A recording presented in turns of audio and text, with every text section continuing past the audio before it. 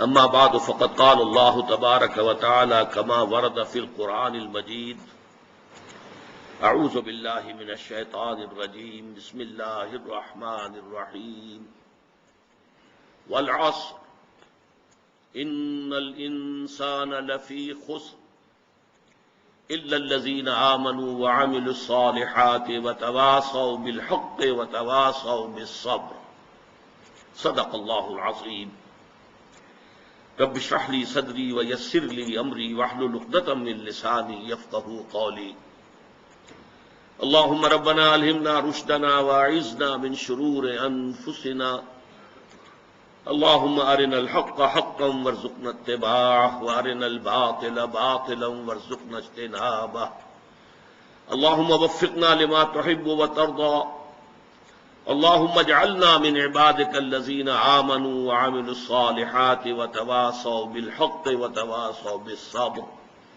آمین یا رب العالمین۔ سورۃ العصر پر ہماری 2 نشستیں اس سے قبل ہو چکی ہیں، اور پہلی 2 آیات کے بارے میں جس حد تک بھی اس محدود وقت میں ممکن تھا میں ان کے ضمن میں بیان کر چکا ہوں۔ تیسری آیت پر گفتگو جاری تھی، لیکن اس کے بعض پہلو ابھی آج مزید واضح کیے جانے ہیں۔ جو چند باتیں میں اس سے پہلے اس تیسری آیت کے بارے میں عرض کر چکا ہوں انہیں ذہن میں تازہ کر لیں۔ اس میں ایک معیار ہمارے سامنے آتا ہے کامیابی اور ناکامی کا۔ والعصر ان الانسان لفی خسر الا الذین آمنوا وعملوا الصالحات وتواصوا بالحق وتواصوا بالصبر۔ اس کا نتیجہ کیا نکلنا چاہیے کہ ہمارے دلوں میں یہ بات کھب جائے، جاگزیں ہو جائے، راسخ ہو جائے کہ انسان کی کامیابی کا دار و مدار دولت پر نہیں ہے، جائیداد پر نہیں ہے، دنیاوی اقتدار پر نہیں ہے، وجاہت پر نہیں ہے، بلکہ ایمان، عمل صالح، تواصی بالحق اور تواصی بالصبر پر۔ گویا کہ اگر یہ 4 چیزیں نہیں ہیں تو خواہ کوئی فرعون اور نمرود کسی بادشاہت کا حامل ہو، یا قارون کی طرح کے خزانوں کا مالک ہو، یا اسے دنیا میں کسی بھی اعتبار سے بہت شہرت حاصل ہو گئی ہو، لیکن وہ شخص ناکام ہے، نامراد ہے، خائب ہے، خاسر ہے۔ البتہ جس کے ہاں یہ 4 چیزیں موجود ہوں، وہ خواہ مفلس ہو، قلاش ہو، کسی جھونپڑی میں رہتا ہو، چٹائی پر سوتا ہو، اسے کھانے کے لیے بھی مناسب غذا میسر نہ ہو، گمنام ہو، کوئی اسے جانتا نہ ہو، لیکن وہ کامیاب ہے، کامران ہے، وہ مفلحین میں سے ہے، راشدون میں سے ہے، فائزون میں سے ہے۔ اس چیز کا دل میں کھپ جانا بہت ضروری ہے۔ اسی سے ہمارا طرز عمل معین ہوگا، اسی پر ہمارا دار و مدار ہے کہ ہم زندگی میں کیا رخ اختیار کرتے ہیں۔ مزید برآں اس میں صرف ایک مرتبہ اس بات کو سمجھ لینا اور دل میں کھبا لینا کافی نہیں ہے، اسے بار بار تازہ کرنے کی ضرورت ہے، اس لیے کہ ہمارے اعصاب متاثر ہو جاتے ہیں۔ جسے ہم عام اپنی کولوکین لینگویج میں کہتے ہیں بندہ بشر ہے، انسان اپنی خامیوں کے ساتھ ہے، خلق الانسان ضعیفا۔ مثلا ہم جب کبھی دیکھتے ہیں کہ کوئی بڑی لمبی سی، چمکیلی سی، بھڑکیلی سی کار نئے ماڈل کی زناٹا کرتی ہوئی ہمارے پاس سے گزر گئی تو ایک دفعہ اعصاب میں اچھے اچھے لوگوں کے ارتعاش ہو جاتا ہے، اور انسان محسوس کرتا ہے یہ بڑے خوش نصیب لوگ ہیں جنہیں یہ چیزیں میسر ہیں۔ وہ بڑا جو ہے محل نما مکان دیکھا تو انسان متاثر ہوتا ہے۔ اس تاثر کو قلب سے دھوتے رہنے کے لیے ضرورت ہے کہ اس معیار کامیابی اور ناکامی کو ذہن میں تازہ کیا جائے بار بار۔ چنانچہ میں اب آج آپ کو سنا رہا ہوں کہ صحابہ کرام کا معمول تھا۔ ابو مزینہ دارمی رضی اللہ تعالیٰ عنہ روایت کرتے ہیں، اور یہ امام طبرانی اپنی اوسط میں لائے ہیں اس حدیث کو، اور امام بیہقی شعب الایمان میں، کہ کان الرجلان من اصحاب النبی صلی اللہ علیہ وسلم اذا التقیا حضور کے صحابہ میں سے دو حضرات کی جب بھی ملاقات ہوتی تھی لم یتفرقا، تو وہ ایک دوسرے سے جدا نہیں ہوتے تھے، حتی یقرأ احدہما علی الآخر سورۃ العصر ثم یسلم احدہما علی الآخر، پھر اس کے بعد اس وقت تک علیحدہ نہیں ہوتے تھے جب تک ایک دوسرے کو سورۃ العصر سنا نہ لیں، والعصر ان الانسان لفی خسر الا الذین آمنوا وعملوا الصالحات وتواصوا بالحق وتواصوا بالصبر، یہ سنا کر اور اس کو ذہن میں تازہ کر کے پھر وہ ایک دوسرے کو الوداعی سلام کہہ کے رخصت ہوتے تھے۔ تو یہ ہے اصل میں سب سے پہلا نقطہ کہ اس چیز کو دل کے اندر جو ہے پوری طریقے سے راسخ ہو جانا چاہیے کہ کامیابی کا معیار یہ ہے، اور اگر یہ چار چیزیں نہیں ہیں تو چاہے دنیا کی ہر دوسری جس کو دنیا میں نعمتیں شمار کیا جاتا ہے ہر نعمت موجود ہو، انسان ناکام ہے۔ دوسری بات جو اس سے پہلے بیان ہو چکی ہے کہ یہاں جو انداز اور اسلوب بیان ہے اس سے معلوم ہوتا ہے کہ یہ کامیابی کے کم سے کم لوازم ہیں، اس لیے کہ اگر یوں کہا جاتا کہ یقیناً وہ لوگ جنت الفردوس میں بڑے اونچے مقامات حاصل کریں گے، اعلی علیین میں ہوں گے جن میں یہ چار اوصاف موجود ہوں، تو منطقی طور پر ایک امکان پیدا ہو جاتا کہ اگر یہ نہیں بھی ہوں گے تو کم تر درجے میں کامیابی کی امید رکھی جا سکتی ہے۔ یہاں اسلوب بالکل مختلف ہے، والعصر ان الانسان لفی خسر الا الذین آمنوا وعملوا الصالحات وتواصوا بالحق وتواصوا بالصبر، زمانے کی قسم تمام انسان خسارے میں ہیں، ٹوٹے میں ہیں، تباہی اور بربادی سے دو چار ہو کر رہیں گے، سوائے ان کے کہ جن کے اندر یہ چار شرطیں پوری ہو جائیں۔ یہ گویا کہ جب کہ میں نے ایک کالج میں تقریر کی تھی تو میں نے کہا تھا طلبہ کی مناسبت سے کہ یہ پاس مارکس کی بات ہو رہی ہے، یہ فرسٹ ڈویژن سیکنڈ ڈویژن یا ڈسٹنکشن کی بات نہیں ہو رہی، یہ تو در حقیقت محض خسارے سے بچنے کے لوازم ہیں۔ تیسری بات ہے جو اہم ترین ہے، یہاں جو چار چیزیں لوازم نجات کی حیثیت سے بیان ہوئی ہیں، ایمان، عمل صالح، تواصی بالحق، تواصی بالصبر، یہ چاروں لازمی ہیں۔ ایک خاص بات نوٹ کیجئے کہ اکثر و بیشتر قرآن مجید میں ایمان کے ساتھ صرف ایک لفظ آتا ہے، الا الذین آمنوا وعملوا الصالحات، سورۃ التین میں بھی ہے، والتین والزیتون وطور سینین وہذا البلد الامین لقد خلقنا الانسان فی احسن تقویم ثم رددناہ اسفل سافلین الا الذین آمنوا وعملوا الصالحات۔ یہ آمنوا وعملوا الصالحات آپ کو قرآن مجید میں سینکڑوں جگہ ملے گا۔ اب یہاں دیکھیے کنٹراسٹ کیا ہے، یہ قرآن حکیم کی مختصر ترین صورتوں میں سے ہے، لیکن یہاں پر عمل صالح کے دو ایسے تقاضے جو زیادہ ثقیل ہیں، زیادہ بھاری ہیں، زیادہ مشکل ہیں، انہیں بھی بیان کیا جا رہا ہے۔ گویا کہ بحیثیت مجموعی صورت مختصر ترین ہے، لیکن لوازم نجات کے بیان میں یہاں اتناب ہے، یہاں تشریح ہے، یہاں تفصیل ہے، مزید وضاحت ہے، اس لیے کہ تواصی بالحق بھی ایک عمل ہے، عمل ہی کا دوسرا درجہ ہے، ایک انسان کی انفرادی نیکی ہے اور ایک یہ کہ وہ نیکی کا پرچارک بن کر کھڑا ہو جائے، نیکی کا علم بردار بن کر کھڑا ہو جائے، حق کا داعی بن کر کھڑا ہو جائے، یہ اسی کا اگلا مرحلہ ہے۔ اور دعوت ہو، تبلیغ ہو، امر بالمعروف ہو، نہی عن المنکر ہو، یہ بھی تو عمل ہی ہے نا۔ لیکن یہاں اس عمل کے اندر جو مثمر چیزیں ہیں ان میں سے جو ثقیل تر اور مشکل تر جو اس کے پہلو ہیں ان کو نمایاں کر کے سامنے رکھ دیا گیا۔ اس اعتبار سے نوٹ کیجئے کہ ان چاروں میں سے کسی کو کم کر دینے کا کسی کو اختیار نہیں ہے۔ میں نے اسی لیے اس موضوع پر آپ کو امام راضی کا قول سنایا تھا اور آج میں اسے پڑھ کر سنا رہا ہوں نصب نص آپ کو۔ امام راضی اپنی تفسیر کبیر میں سورۃ العصر کی تفسیر میں لکھتے ہیں، هذه الآیۃ فیہا وعید شدید، اس آیت مبارکہ میں بڑی شدید وعید ہے، بڑی زبردست دھمکی ہے اللہ تعالی کی طرف سے۔ وذالک بانہ تعالی، اور یہ اس لیے کہ اللہ تعالی نے حکم بالخسار علی جمیع الناس، اللہ نے تو فیصلہ کر دیا خسارے کا، بربادی کا، تباہی کا تمام انسانوں کے لیے، جمیع الناس، الا من کان آتیا بہذہ الاشیاء الاربعۃ، سوائے ان کے، یہ مستثنی ہے، عام قانون جو ہے وہ تو وہی ہے کہ تمام انسان خسارے سے دوچار ہوں گے، لیکن یہ ہے کہ اس میں مستثنا کون ہوں گے کہ جو ان 4 شرائط کو پورا کرے، وہی الایمان، وہ کیا ہے؟ پہلے ایمان، والعمل الصالح، دوسرے عمل صالح، والتواصی بالحق، اور تیسرے حق کی ایک دوسرے کو وصیت کرنا، والتواصی بالصبر، اور صبر کے ایک دوسرے کو تاکید کرنا۔ فدل ذالک، یہ بڑے پیارے الفاظ ہیں۔ تو اس سے دلالت ہمیں ملی، اس سے رہنمائی ملی، اس سے یہ نتیجہ نکلتا ہے فدل ذالک علی ان النجاۃ معلقۃ بمجموع هذه الامور، کہ نجات کا دار و مدار ان 4 چیزوں کے مجموعے پر ہے۔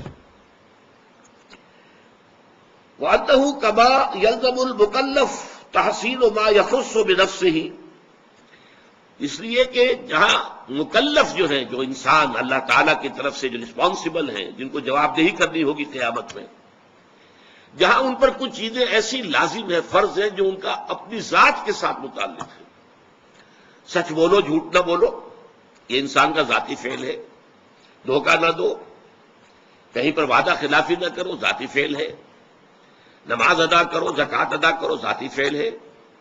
تو جس طرح دین میں اللہ تعالیٰ کی طرف سے وہ چیزیں فرض کی گئی ہیں جن کا تعلق انسان کی ذات کے ساتھ ہے، فَكَذَلِكَ يَلْزَمُهُ فِي غَيْرِهِ أُمُورٌ، اسی طرح انسان پر لازم ہے دوسروں کے ضمن میں کچھ باتیں۔ دوسروں کے ضمن میں کیا باتیں ہیں؟ مِنْهَا الدُّعَاءُ إِلَى الدِّينِ، اس میں سب سے پہلی بات یہ ہے کہ لوگوں کو دین کی دعوت دی جائے، دین کی طرف بلایا جائے۔ ادعو الی سبیل ربک بالحکمت والموعظۃ الحسنۃ وجادلہم باللتی احسن۔ اب اصل زور کس پر ہے؟ یہ لازم ہے، یلزم، لازم ہے، یہ فرض ہے، یہ اضافی نیکی نہیں ہے۔ عام طور پر ہمارا تصور یہ ہے کہ یہ تو بڑے اونچے نیکی کے کام ہیں، عام آدمیوں کے کرنے کی باتیں نہیں ہیں، بلکہ اس سے بھی بڑھ کر جو ہمارے ہاں مغالطہ ہے وہ تو یہ کہ یہ تو علماء کے کرنے کے کام ہیں، یہ عام مسلمانوں کے کرنے کا کام نہیں ہے۔ انہی مغالطوں کو رفع کرنا در حقیقت یہ منتخب نصاب جس کا کہ سلسلے وار درس ان مجالس میں ہو رہا ہے، اس کا مرکزی مقصد یہی ہے۔ قرآن مجید سے یہ بات سامنے آ جائے کہ بحیثیت مسلمان ہمارے فرائض کیا ہیں، ہم کن چیزوں کے لیے مکلف ہیں عند اللہ، اللہ تعالیٰ کی طرف سے کن کن چیزوں کی ذمہ داری ہمارے اوپر ڈالی گئی ہے جن کا کہ محاسبہ ہوگا قیامت کے دن۔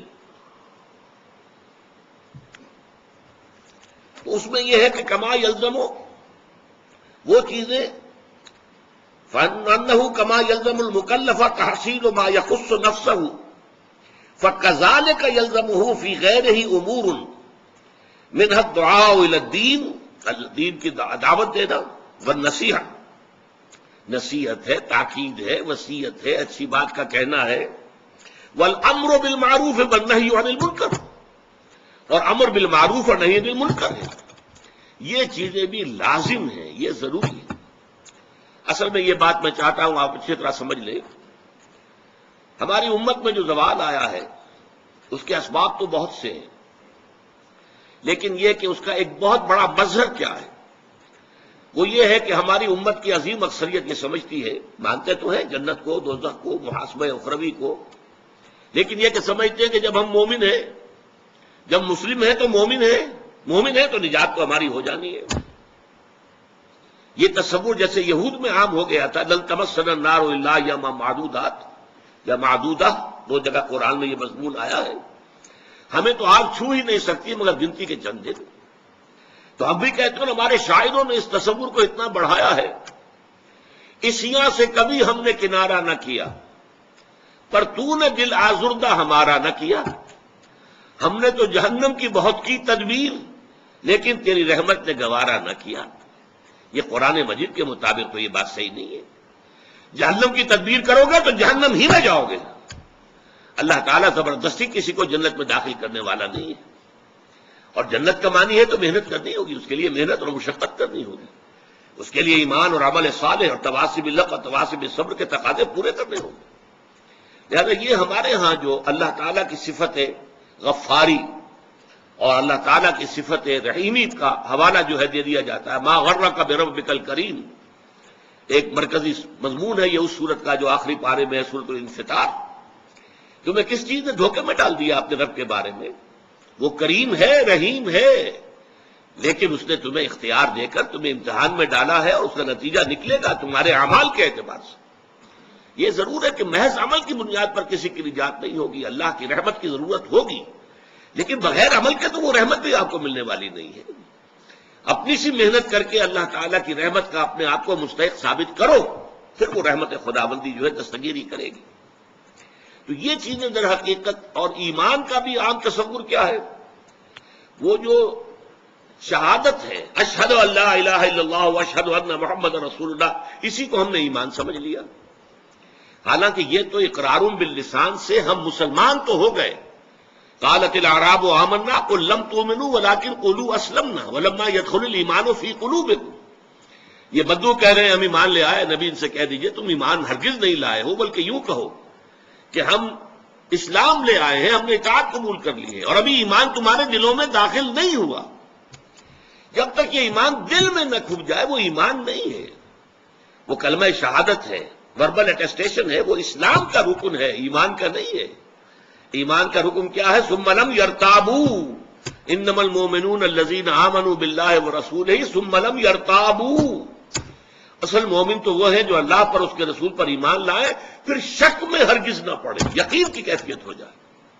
پھر عمل صالح، جیسا کہ میں نے کہا قرآن مجید میں شاذ آپ کو بڑا تلاش کرنے کے مقام تلاش کرنا پڑے گا جہاں کے ایمان کے ساتھ عمل صالح کی شرط موجود نہ ہو، وہ لازم و ملزوم کی طرح ہوتے ہیں۔ پھر یہ تواسب الحق اور تواسب الصبر ہے۔ تو یہ تمام چیزیں لازم ہیں، اور ان کے لزوم کو در حقیقت ذہن نشین کرنا، جیسا کہ میں نے عرض کیا کہ اس کی ہمارے اس منتخب نصاب کے درس کا مرکزی ہدف یہی ہے، ٹارگٹ یہی ہے کہ ہمارا جو تصور ہے فرائض دینی کا وہ بدل جائے۔ اب دیکھیں ان چاروں چیزوں کے اندر در حقیقت یہ چار چیزیں نہیں ہیں، بلکہ یہ ایک ہی سلسلے کی چار کڑیاں ہیں، ایک سے دوسری شے خود بخود برآمد ہوتی ہے۔ میں اس کو ایک بڑی سادہ سی مثال سے پہلے سمجھاؤں۔ دیکھیے دنیا میں کوئی معاملہ آپ کے سامنے آتا ہے، فرض کیجئے کہ کوئی جھگڑا ہے، کوئی تنازع ہے، کوئی قضیہ ہے۔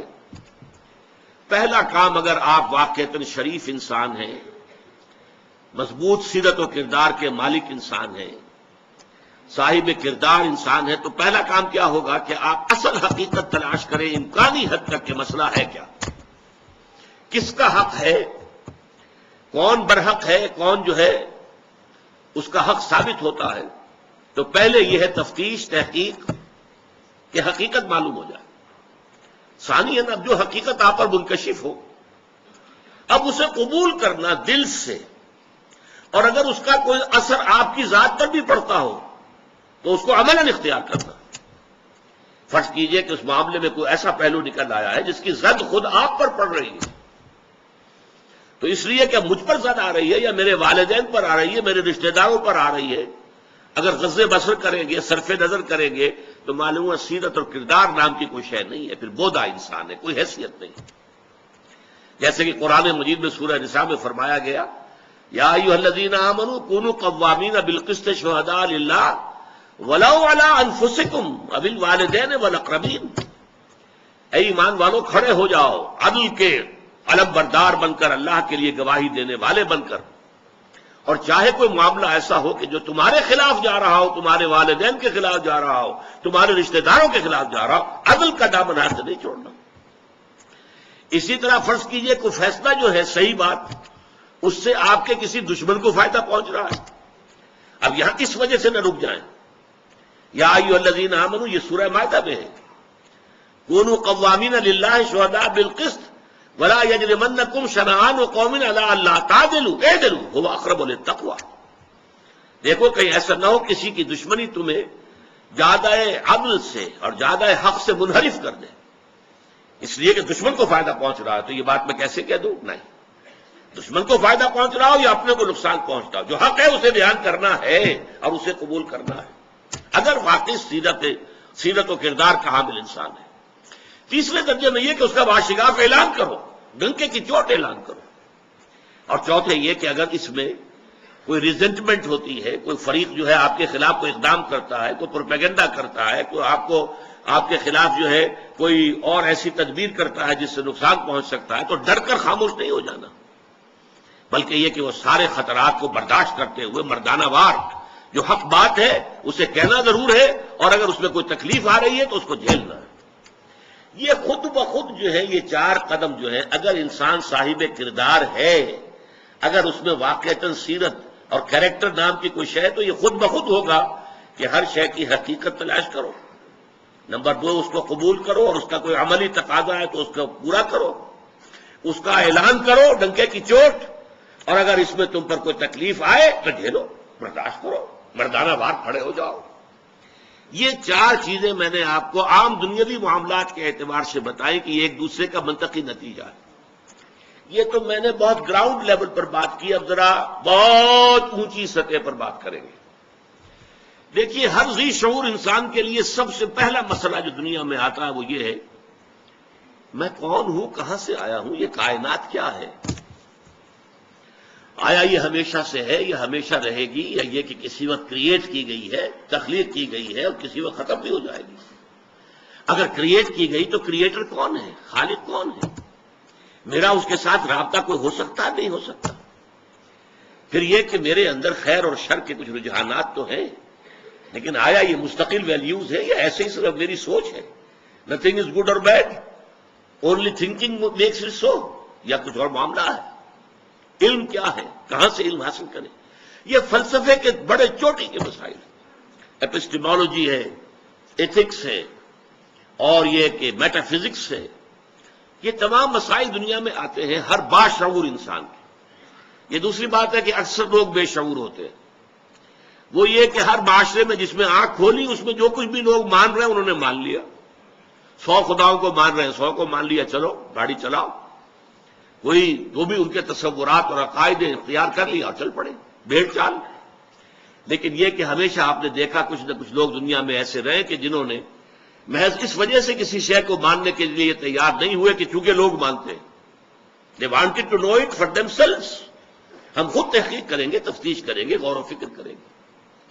اب اس میں سوچئے، اگر کسی کا دل ان سوالات کے ان جوابات پر مطمئن ہو جائے جو انبیاء کرام نے دیے، انبیاء کرام نے کیا جواب دیے؟ سب نے دیا ایک ہی جواب، سب کا۔ شریعتیں مختلف ہیں، منہاج مختلف ہیں، ان سوالوں کا جواب ایک ہی ہے، یہ کائنات نہ ہمیشہ سے ہے نہ ہمیشہ رہے گی، ایک وقت معین پر اس کی تخلیق ہوئی ہے، ایک اجل مسمى، ایک وقت معین تک کے لیے۔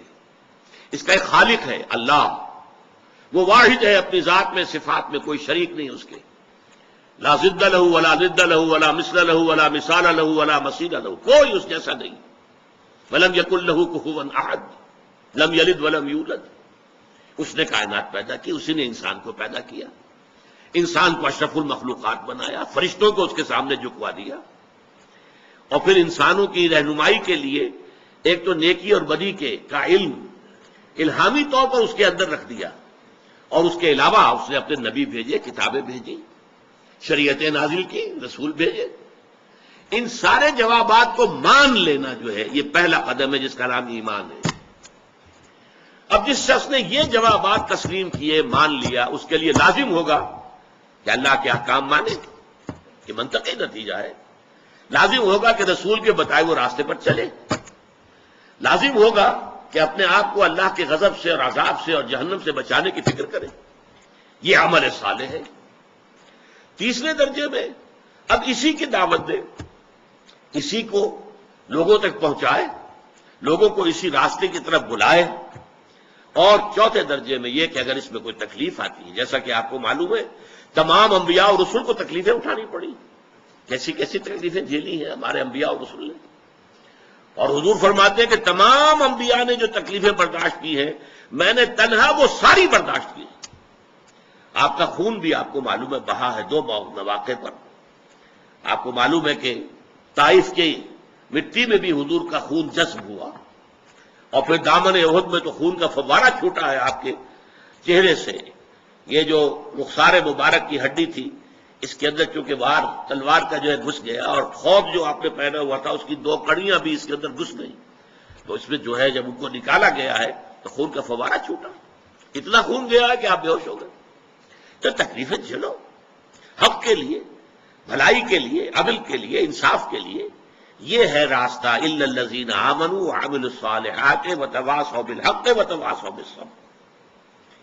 اب اس میں ذرا باہمی جو ربط ہے ان کا وہ بھی سمجھ لیجئے۔ ایمان اور عمل صالح کے ربط پر تو میں پچھلے اپنی نشست میں کچھ احادیث آپ کو سنا چکا ہوں۔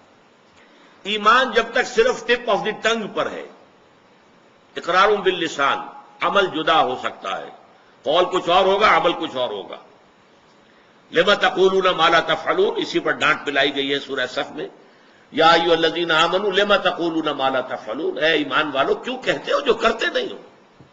کبر مقتا عند اللہ ان تقولوا ما لا تفعلون، اللہ کے نزدیک اس کے غضب کو بھڑکانے والی بات ہے یہ کہ تم کہو وہ جو کرتے نہیں۔ تو جب تک تو صرف ٹپ آف دی ٹنگ پر ہے، صرف اقرار باللسان کا درجہ ہے ایمان کا،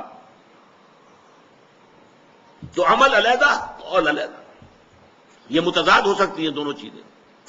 لیکن جب ایمان دل میں گھس جاتا ہے تو پھر ظاہر بات ہے کہ اس دل کے تابع ہے انسان کی پوری شخصیت۔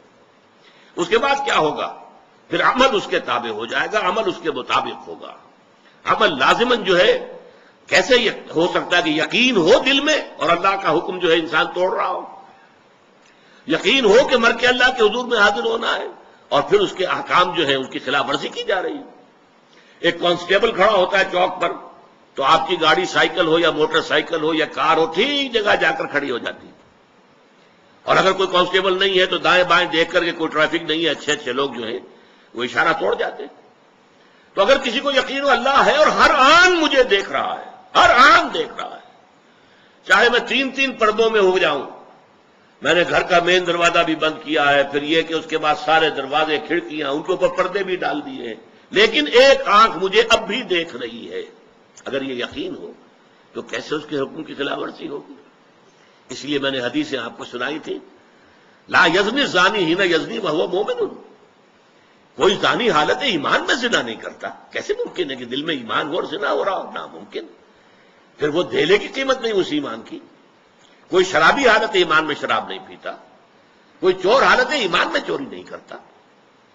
اسی طرح یہ کہ آپ نے 3 مرتبہ قسم کھائی، واللہ لا یؤمن واللہ لا یؤمن واللہ لا یؤمن، قیل من یا رسول اللہ، خدا کی قسم فلاں شخص مومن نہیں، فلاں شخص مومن نہیں، فلاں شخص مومن نہیں، 3 دفعہ قسم۔ پوچھا گیا کون؟ آپ نے فرمایا الذی لا یأمن جارہ بوائقہ، وہ شخص کہ جس کی کج خلقی کی وجہ سے، بد اخلاقی کی وجہ سے اس کا پڑوسی چین میں نہیں ہے، امن میں نہیں ہے۔ پڑوسی کو ہر وقت اندیشہ ہوتا ہے پتہ نہیں کیا کر گزرے گا، یہ میری عزت پر کوئی حملہ کرے گا، کیا کرے گا، کچھ پتہ نہیں۔ تو وہ شخص مومن نہیں ہے، وہ نمازی ہو، وہ روزے دار ہو، وہ متقی ہو، وہ داڑھی والا ہو، سب کچھ ہو، لیکن یہ کہ اگر پڑوسی امن میں نہیں، چین میں نہیں ہے تو وہ مومن نہیں ہے، نہیں ہے، نہیں ہے، خدا کی قسم نہیں ہے۔ تو آپ بتائیے ایمان اور عمل صالح کو کیسے ایک دوسرے سے جدا کر دیں گے؟ ہاں لیگل لیول پر، at the tip of the tongue, زبان پر جب ایمان ہے تو ہو سکتا ہے عمل اور قول اور، لیکن جب دل میں ایمان آ جائے گا تو پھر ممکن نہیں۔ اسی طریقے سے یہ تو ایمان اور عمل صالح کا تعلق ہو گیا جو بالکل لازم و ملزوم ہے، جسے آپ اردو محاورے میں کہتے ہیں چولی دامن کا ساتھ ہے، چولی دامن کا ساتھ۔ اسی طریقے سے 3 اور 4 کو بھی جب دیکھیں گے تو اس کا بھی بالکل واضح طور پر بات ہے کہ ان کے درمیان رشتہ ہے لازم و ملزوم کا۔ عام قول ہے دنیا میں ٹروتھ از بٹر، عربی میں بھی کہتے ہیں الحق مرن، حق جو ہے کڑوا ہوتا ہے، کوئی شخص سننے کو تیار نہیں۔ آپ کوئی بچی بات کسی سے کہیے، تنقید کیجئے اس پر، اگر اس نے کوئی غلط حرکت کی ہے تو آپ کو ریزنٹمنٹ کا سامنا تو ہوگا۔ کوئی عملی اقدام آپ کے خلاف نہ ہو، یہ بھی ہو سکتا ہے کوئی آپ پر زد و کوب کرنے کے لیے بھی آمادہ ہو جائے، تو یہ تو آئے گا۔ خیر کی دعوت کو اور نیکی کی تبلیغ کو ظاہر بات ہے کہ ٹھنڈے پیٹوں برداشت نہیں کیا جاتا، یہ اس اعتبار سے لازم و ملزوم ہے۔ بدی جو ہے وہ آسانی سے راستہ نہیں چھوڑتی نیکی کے لیے، بلکہ نیکی کو قربانیاں دے کر اور محنتیں کر کے اور مشقت کر کے اور تکالیف جھیل کر ثابت کرنا پڑتا ہے کہ ہاں واقعی نیکی کا حق ہے کہ اس کا غلبہ ہو۔ یہ دونوں چیزیں، ایک ایمان اور عمل صالح لازم و ملزوم، تواصی بالحق تواصی بالصبر لازم و ملزوم، یہ جو درمیان میں لنک بنتا ہے 2 اور 3 کے درمیان، عمل صالح اور تواصی بالحق کا لنک کیا ہے؟ یہ ذرا سمجھنے کی بات ہے۔ دیکھیے نیکی اگر واقعتاً آپ میں پیدا ہو گئی ہے، خیر بھلائی عمل صالح آپ میں پیدا ہو گیا ہے، اگر واقعی، اگر وہ دکھاوے کا نہ ہو، ریاکاری کا نہ ہو، جھوٹ موٹ کا نہ ہو، واقعی ہو، واقعی ایمان پیدا ہو گیا، واقعی آپ کا عمل صالح جو ہے وہ میچور ہو گیا، تو تین تقاضے ہیں جن کے تحت وہ آپ کی ذات سے پھیلے گا باہر معاشرے کے اندر۔ پہلی بات تو سمجھیے کہ فزیکل لا ہے، اگر کہیں بھٹی جل رہی ہے آگ کی تو اس سے حرارت ماحول میں سرایت کرے گی کہ نہیں؟ لازماً پھیلے گی۔ اور اگر کہیں برف کی سلیں رکھی ہوئی ہیں اس سے ٹھنڈ ماحول میں سرایت کرے گی کہ نہیں؟ لازماً کرے گی، فزیکل لا ہے نا۔ اگر آپ میں نیکی ہے، عمل صالح ہے، خیر ہے، یہ خیر آپ سے لازماً معاشرے کے اندر سرایت کرے گا، پھیلے گا۔ جیسے کنٹیجیس ڈیزیز ہوتی ہیں کہ بیماری ایک دوسرے کو لگتی ہے، ایسے یہ خیر، یہ بھلائی جو ہے یہ بھی یقیناً ایک سے دوسرے تک متعدی ہوتی ہے، پھیلتی ہے، جاتی ہے اور سرایت کرتی ہے۔ ثانیاً فرض کیجئے آپ کو اللہ تعالیٰ نے کوئی خیر دیا ہے، کوئی بھلائی دی ہے، سیدھا راستہ دکھا دیا ہے جو سیدھا جنت کی طرف لے کے جانے والا ہے، تو کیا آپ کی شرافت اور مروت کا تقاضا نہیں ہوگا کہ آپ اسے اپنے عزیزوں، رشتہ داروں، دوستوں، اقربا اور عام انسانوں تک اس کو ان کے ساتھ شیئر کریں؟ آؤ بھائی تم بھی اس راستے پر آؤ، دیکھو اس راستے پر نہ جاؤ، وہ ہلاکت والا راستہ ہے، تباہی کی طرف تم جا رہے ہو، آؤ اس راستے کی طرف جو کہ در حقیقت کامیابی کا راستہ ہے۔ تو اس کے لیے شرافت، جیسے کسی کے پاس اگر دولت ہے تو شرافت اور مروت کا تقاضا کیا ہے؟ وہ اپنی دولت کو شیئر کرے غرباء کے ساتھ، فقراء کے ساتھ، مساکین کے ساتھ۔ تو اس کو شیئر نہیں کرتا تو بخیل ہے، پھر وہ کوئی صاحب کردار آدمی نہیں ہے، شرافت اور مروت سے اس کا کوئی حصہ نہیں ملا ہے۔ اسی طریقے سے خیر ملا ہے، ہدایت ملی ہے، نیکی ملی ہے، وہ جو خیر کا راستہ ہے، کامیابی کا راستہ ہے، اس کی معرفت حاصل ہو گئی ہے، اس کا علم حاصل ہو گیا ہے، تو اس کو شیئر کرنا یہ شرافت اور مروت کا تقاضا ہے۔ نمبر 3، اگر حق کو آپ دیکھتے ہیں کہ وہ مغلوب ہے، حق پامال ہے، باطل کا غلغلہ ہے، باطل جو ہے ڈنکا بجا رہا ہے اور حق جو ہے پامال ہو رہا ہے، قدموں تلے کچلا جا رہا ہے، تو اب یہ آپ کی شرافت کے، آپ کی حمیت اور آپ کی غیرت کا تقاضا یہ ہے، حمیت اور غیرت، کہ آپ حق کا ساتھ دیں، حق کا بول بالا کرنے کی کوشش کریں، آپ اس کے لیے تن من دھن کی بازی لگا دیں۔ اگر یہ نہیں ہے تو آپ میں پھر غیرت نہیں ہے، پھر حمیت نہیں، حمیت حق، غیرت حق جو ہے اس کا تقاضا ہے۔ اس اعتبار سے میں نے آپ کے سامنے رکھا کہ یہ چاروں چیزیں ایک دوسرے کا منطقی نتیجہ ہیں، اور اسی لیے میں نے اس کو جو نام دیا ہے کہ یہ در حقیقت صراط مستقیم کے سنگھائے میل ہے۔ آپ کہیں جا رہے ہیں تو راستے میں آپ دیکھتے ہیں کہ مائی سٹونز لگے ہوئے ہیں، معلوم ہو گیا کہ فلاں جگہ اب اتنے میل رہ گئی ہے، اب اتنی دور اور ہے، اتنی دور اور ہے، یہ مائی سٹونز ہے۔ اس سے آپ کو معلوم ہوتا ہے کہ آپ سیدھے راستے پر ہیں، آپ کہیں کوئی غلط موڑ نہیں مڑ آئے ہیں، واقعی یہ اسی رخ پر جا رہا ہے راستہ کہ جو آپ کی منزل ہے۔ اسی طریقے سے صراط مستقیم، جس کی کہ ہم اللہ سے استدعا کرتے ہیں نماز کی حرکت میں، اہدنا الصراط المستقیم صراط الذین انعمت علیہم غیر المغضوب علیہم ولا الضالین، اس صراط المستقیم کے یہ 4 سنگھائے میل ہیں۔ پہلا ہے ایمان، قلبی ایمان، دلی یقین والا ایمان، پرسنل کنوکشن والا ایمان۔ دوسرا ہے نیک عمل، اچھے اعمال، بھلائیاں، خوش خلقی، لوگوں کی خدمت خلق، اللہ کے احکام پر عمل، عبادات کو بجا لانا بہتر سے بہتر انداز میں، جو حقوق جس کے شریعت نے معین کیے ہیں وہ سارے حقوق ادا کرنا، پڑوسی کا حق ہے، والدین کے حقوق ہیں، اولاد کے حقوق ہیں، وہ سارے حقوق ادا کریں۔ تیسرا یہ ہے کہ پھر حق کے علمبردار بن کر کھڑے ہو جائیں، اور یہ کہ خیر کی دعوت دیں، لوگوں کو اللہ کے دین کی طرف بلائیں، نیکی کا حکم دیں، بدی سے روکیں۔ یہ سنگھائے میل ہے۔ اگر ایمان آپ سمجھتے ہیں کہ آپ کو حاصل ہو گیا، نیک عمل نہیں ہو رہا، تو سمجھ لیجئے کہ غلط موڑ مڑ گئے آپ ایمان کے بارے میں دھوکے میں آ گئے، ایمان ابھی آپ کو حاصل نہیں ہوا۔ اگر ایمان حقیقی ہوتا تو عمل صالح لازماً ہوتا۔ اسی طریقے سے اگر آپ سمجھتے ہیں کہ میں نیک بن گیا، میں نے نیک اعمال اختیار کر لیے، میں نے نیکی جو ہے اور اعمال صالحہ کی تحصیل کر لی ہے، لیکن اس سے اگلا مرحلہ نہیں آتا، دعوت کا مرحلہ نہیں آتا، امر بالمعروف نہی عن المنکر کا مرحلہ نہیں آتا، خیر کی وصیت اور نصیحت کا مرحلہ نہیں آتا، تو سمجھ لیجئے کہ آپ کا اپنا اخلاق جو ہے کہیں اس کو گھن لگ گیا۔ جیسے آپ نے کہیں دیکھا ہوگا بجلی کے بعض ایسے لیمپ ہوتے ہیں یا اس طرح کی جو ہے وہ سکائی کرنے کے لیے بھی ہیٹرز ہوتے ہیں، جن میں اصل میں تو اوپر بجلی کے وائرز میں سے جو ہے حرارت نکل رہی ہوتی ہے، لیکن نیچے نظر آتے ہیں کہ انگارے دہک رہے ہیں، نہیں نظر تو ایسے آ رہا ہے کہ جیسے انگارے ہیں، اور یہ جو انگارے جو ہے یہ روشنی دے رہے ہیں اور آگ ہے نہیں وہ۔ ہو سکتا ہے کہ آپ کا عمل صالح بظاہر عمل صالح ہو، حقیقتاً عمل صالح نہیں ہے، اگر وہ آپ کی ذات سے باہر نکل کر معاشرے کے اندر سرایت نہیں کر رہا۔ اگر اس نے دعوت الی الخیر، اس نے دعوت الی سبیل رب، اس نے امر بالمعروف نہی عن المنکر کا اگر، اور حق کی حمیت، حق کی حمایت، حق کا بول بالا کرنے کے لیے تن من دھن لگا دینا، اگر یہ مرحلہ نہیں آیا تو گویا کہ آپ کا عمل صالح بھی دھوکہ ہے، فریب ہے، حقیقت نہیں۔ دیکھنے میں آگ ہے، حقیقت میں آگ نہیں۔ دیکھنے میں برف ہے، اصل میں تو یہ شیشے کی سل پڑی ہوئی ہے، یہ حقیقت میں برف نہیں ہے۔ اور اس کے بعد آخری امتحان ظاہر بات ہے صبر کا ہے، جس کے لیے کہ حضرت لقمان نے، ہمارا تیسرا درس جو ہے وہ حضرت لقمان کے بارے میں ہے، کہ انہوں نے کہا تھا اپنے بچے سے، یا بنی اقم الصلاۃ وامر بالمعروف وانہی عن المنکر واصبر علی ما اصابک، اے میرے بچے نماز قائم رکھیے، عمل صالح کی ایک بات ہو گئی، وامر بالمعروف نیکی کا حکم دے، وانہی عن المنکر اور بدی سے روک، واصبر علی ما اصابک اور پھر جو تجھ پر بیتے اسے برداشت کر، ان ذالک من عزم الامور، یہ بڑے ہمت کے کاموں میں سے ہے۔ یہ در حقیقت مضبوط سیرت و کردار کے حامل جو لوگ ہیں وہی ان تقاضوں کو پورا کر سکتے ہیں، ان ذالک من عزم الامور۔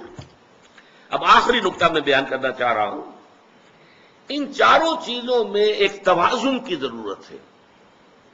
دیکھیے جیسے گراف ہوتا ہے، گراف میں آپ کا ایک طرف جو ہے ہاریزونٹل لائن ہے، ایک طرف ورٹیکل لائن چل رہی ہے۔ ہاریزونٹل میں آپ لکھ لیجئے کامیابی کے لیے ایمان، عمل صالح، تواصی بالحق، تواصی بالصبر۔ اب ایمان کے بھی درجے بہت ہوں گے، عمل صالح کے بھی درجات بہت ہیں، تواصی بالحق کے بھی درجے بہت ہیں، صبر کے بھی بڑے سے بڑے کٹھن سے کٹھن مراحل آ سکتے ہیں۔